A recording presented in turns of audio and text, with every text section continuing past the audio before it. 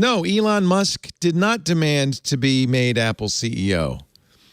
There's a new book out that claims that Elon Musk and Tim Cook were having a conversation talking about Tesla being bought by Apple. This is back in 2016. And during the conversation, according to the book, which is called Power Play, Musk said, you can buy Tesla, but I need to be CEO. And according to the book, Tim Cook said, F you, and hung up on him.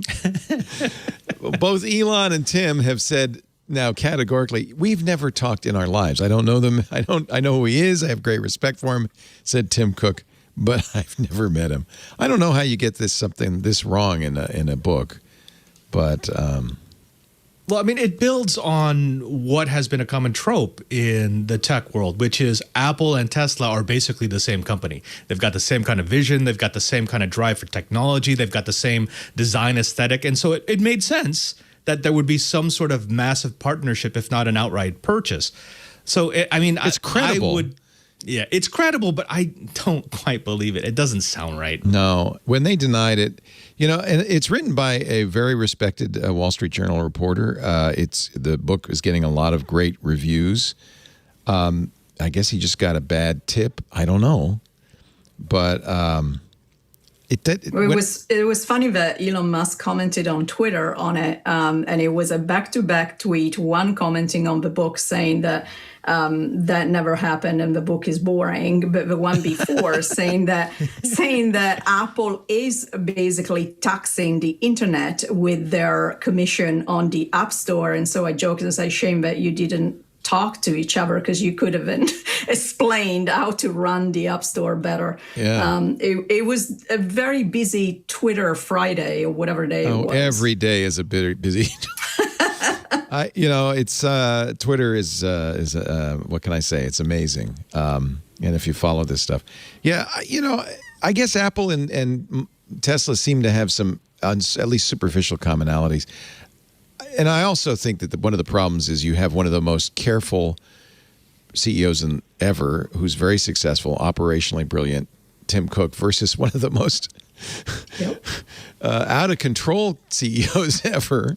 Perhaps brilliant in a way that Tim Cook isn't, but they're very different people. And I'm very glad that Elon Musk is not running Apple. It would make sense the other way around, that Tim Cook would say is that you're out of the company and you can't be a liability if we acquire Tesla. Well, and in fact, Apple seems to have aspirations in the car field. And I guess that's why it's credible that they might have been looking at Tesla, because Apple doesn't want to manufacture cars. They're going to need a partner to make them. But they are more and more beefing up their car division. What's the latest one, Carolina? They've brought in Kevin Lynch, who was the guy really who propelled the Apple Watch to such success. That's right. He's now been moved, according to stories. I don't think Apple's announced this, but according to rumors, he has been moved over to the car division. Yeah, which is fascinating, because I'm sure most people would not connect a watch with a car as far as what you're bringing to the table. But if you're thinking about the autonomous part and then the sensor part, there are a lot of synergies when you're thinking about products like that. But I agree with your comment about how the two companies are run, and how, if you're looking at Apple generally over the years, they're not just cautious with the rollout of certain technology, but if you're looking at privacy and data and how they use that, seems quite different from the approach that Tesla under Elon Musk has had over the years. The latest results on, for instance, on autonomous driving, and how, if you're thinking about autopilot, how they're talking about it, especially Elon Musk talks about it, versus the reality of it, which is assisting driving, is not autopilot. So it's quite interesting. Definitely different approach to technology and how they interact with their customers too. I also think it's the case that Apple isn't necessarily saying, oh, you're good with the watch, so you'd be good with cars, but more, you've been a very good executive leading the watch team, and we need that kind of leadership. They've got the brains. They've got John Giandrea, who came over from Google, who's a brilliant AI guy. They've got, it's rumored, hundreds, if not thousands, of people working on this Project Titan. So the fact that they moved somebody who really was massively successful in health and watch over to the car thing, I think is more a sign that, okay, we need now real management because this is going to be productized in the next couple of years. In the same way the watch. And Leo, you touched on this, and this is Cook's strength. This is where he came up in Apple. He is a logistical genius. Yeah. He knows how to move around the parts. He knows how to make the contracts into the future before anyone knows what they're going to make, so that they can guarantee dominance once they do enter a market. That's what he's doing. All of the people who are being promoted under Cook are Cook-esque in that he gives them a project and he says, what do you need? What personnel do I need to give you? And what kind of contracts do you need to set up over the next 10 years? Yeah, it's a reflection on the tech industry is a mixture of some very brilliant technical people, but then you also need management and marketers and other people who are not necessarily as technical. And I think that's probably where Lynch fits in there. He came from Adobe, I feel like. I think I remember. His background's kind and there are parallels as well in the ecosystem that you need to build, right? From watch, where you're working with insurances and health and hospitals and researchers when it comes to heart and things like that.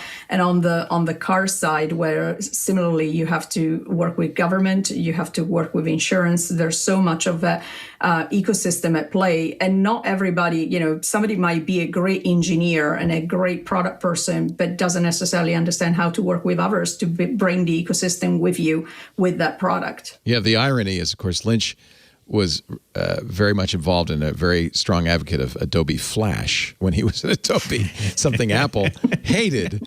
But it just shows you the redemption is possible. He was at General Magic. He was at he did Dreamweaver at Macromedia.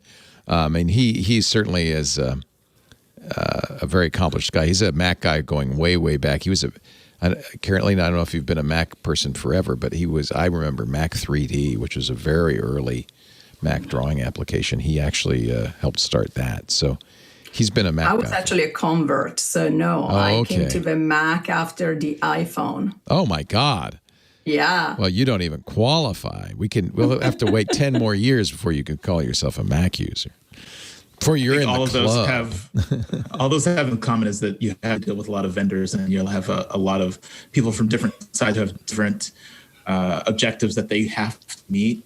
And so being able to work with other people's deadlines and other people's constraints and then integrating them together is a skill that I think is very unique, but also transferable from each one of those different roles. That I would guess that's exactly what Cook is looking at, and that's exactly why. If Lynch went, by the way, I should say, I don't think Apple has confirmed this. This was a rumor, but if that actually did happen, let's see. Boy, there's so many little tidbits to talk about. There's no big overarching story this week. Well, maybe there is, which is the tech industry has done very, very well.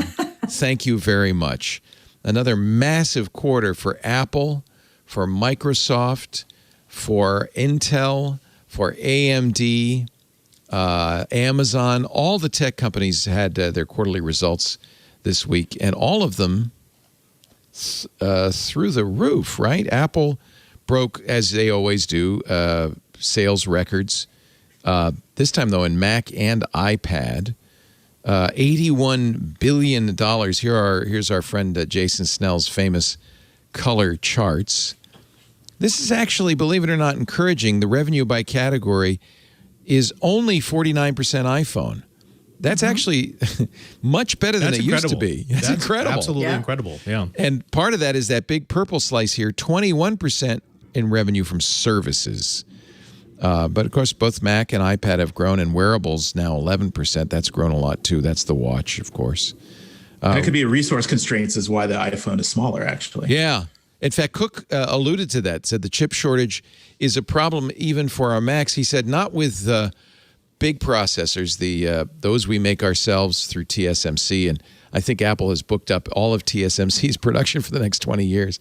But the little, he calls them legacy chips that every computer, every phone has to have that are manufactured by smaller companies, those are all in very short supply. Although I think the chip shortage, what have you heard lately?